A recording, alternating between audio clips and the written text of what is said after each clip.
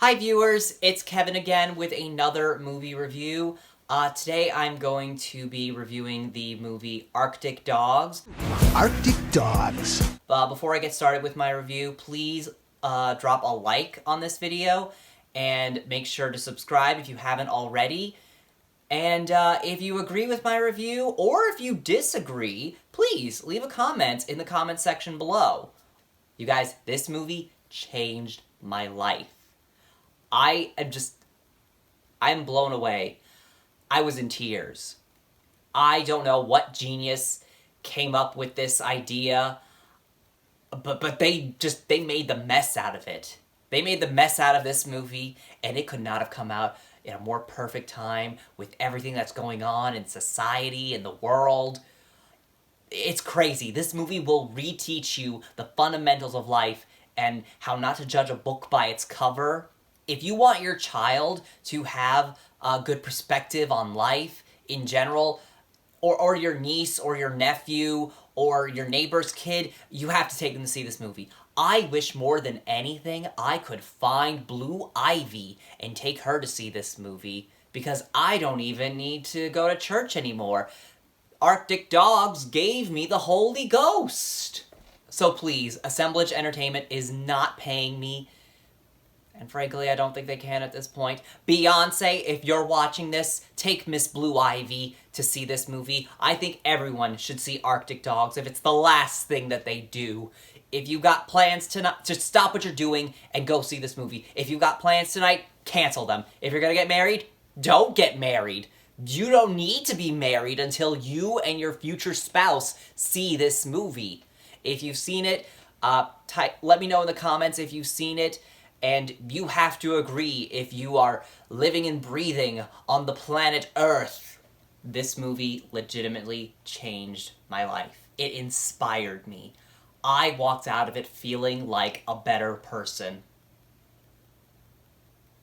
Because at least I didn't make the biggest wide release opening box office failure of all time. Ha ha! Gotcha, didn't I? I made you believe I actually liked this movie. Ha ha ha. But I didn't, because I'm just that clever. Yeah, this movie's pretty bad. It's not the worst animated movie I've ever seen.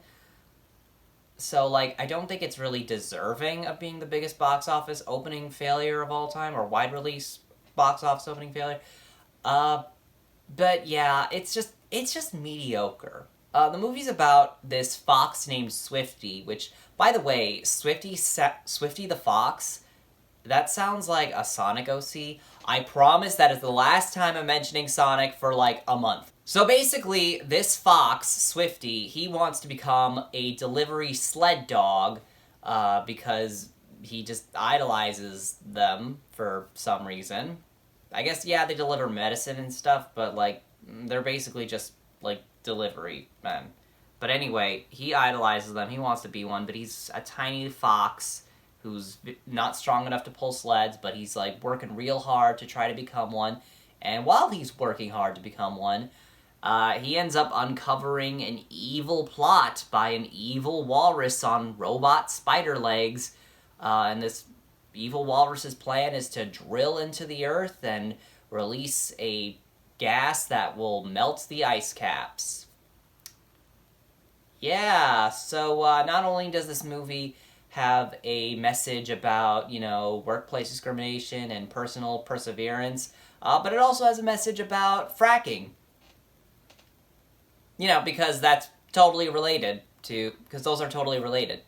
Yeah, there seems to be a lack of focus in this movie. Like, even the main character's motivation seems to lack focus. Like, he wants to become what's known as a top dog, but he also wants to ask out his childhood friend out on a date. Now, normally, a character can have these two different motivations, you know, naturally, but the way this movie presents it, it's like, it doesn't know what the characters want. It's like, oh, well, I kind of want this, but I also kind of want that, and it's just, blop, blop, blop.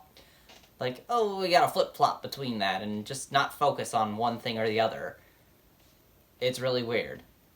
Not a lot of care seems to have gone into this movie, and it really just feels like advertising for Jeremy Renner's music career.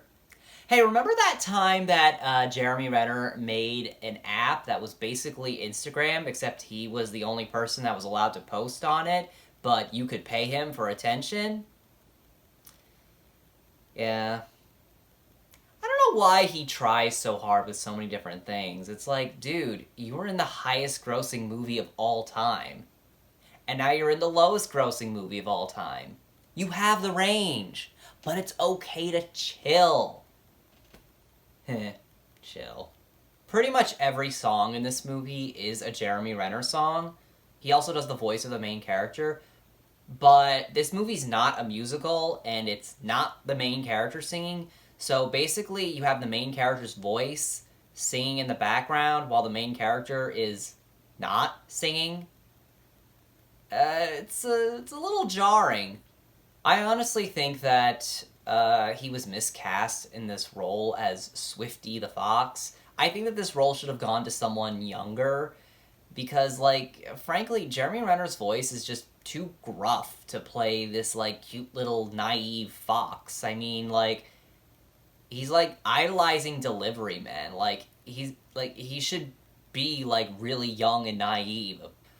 He's not the only celebrity voice actor that I have a problem with. Alec Baldwin is also in this movie as a polar bear, and oh my god, he sounds so bored the whole time. Like, he just sounded like he just didn't care at all. He just sounded so bored, just didn't care. I couldn't even tell what this polar bear's personality was. I couldn't even tell because Alec Baldwin just didn't put any effort into it at all. I will give credit where credit is due. I did like John Cleese as the evil walrus. Also, I kind of liked Angelica Houston as this Russian caribou who's Swifty's like grumpy boss. But I would like to introduce the James Franco bird to Robert Pattinson's character in The Lighthouse, if you know what I mean. Also, there's these two French otters that are conspiracy theorists, and they are very annoying. Also, the walrus has an army of puffins that are legitimately minion ripoffs. And for some reason, they have giant heads. It's like, was it to make them cute? Is that why they have giant heads? Real life puffins are cute, and they don't have giant heads. Have you thought about that? I really don't understand why they cast these, like, high-profile actors in these, like, low-quality kids movies. Because, like, kids aren't gonna know who these people are. I mean, they might know who Jeremy Renner is, you know, because he was Hawkeye. But, like, do you think a little kid knows who Alec Baldwin is? Or Angelica Houston? No. Like, is it for the parents? Because, like, I don't think that's really much of an incentive to get them to pay attention. Like, they might be like, huh, that's Alec Baldwin. Huh, that's weird. But, like, that's not going to actually get them invested. That's not going to get the parents actually invested in the movie. Like, I don't really get it. I want to believe that most of the budget went to the celebrity voices, you know, aside from Jeremy Renner, because, you know, music promotion. Otherwise, I have no idea why this movie cost $50 million.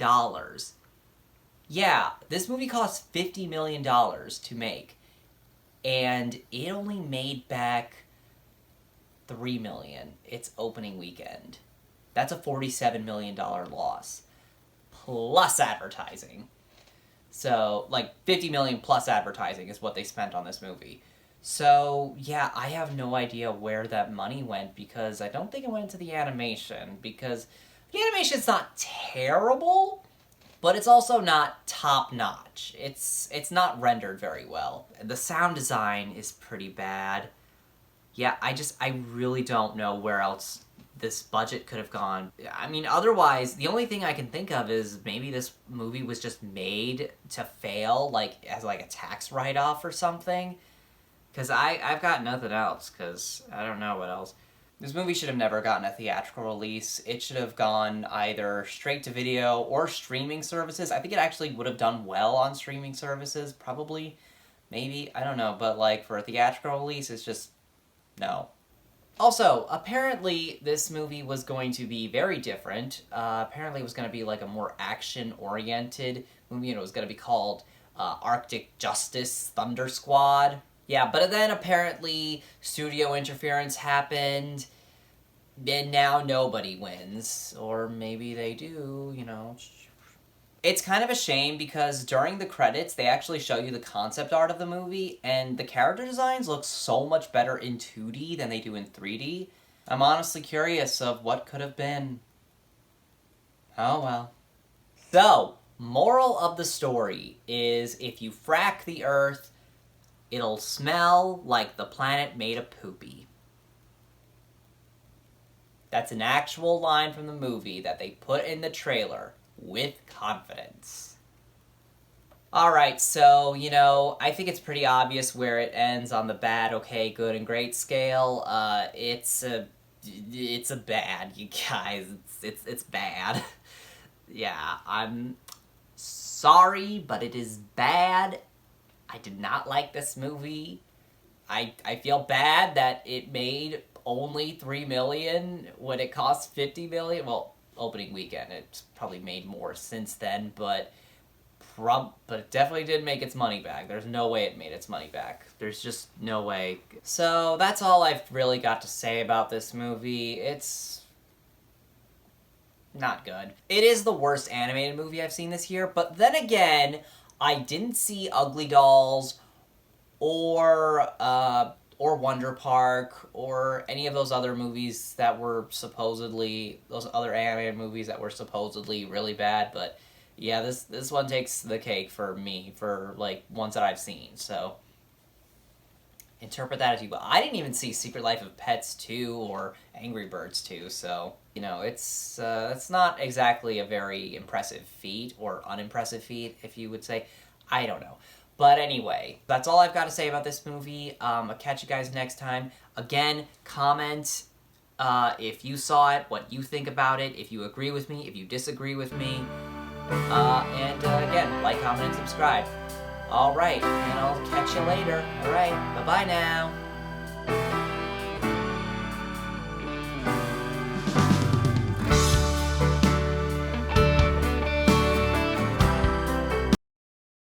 It's like the planet made of poopy.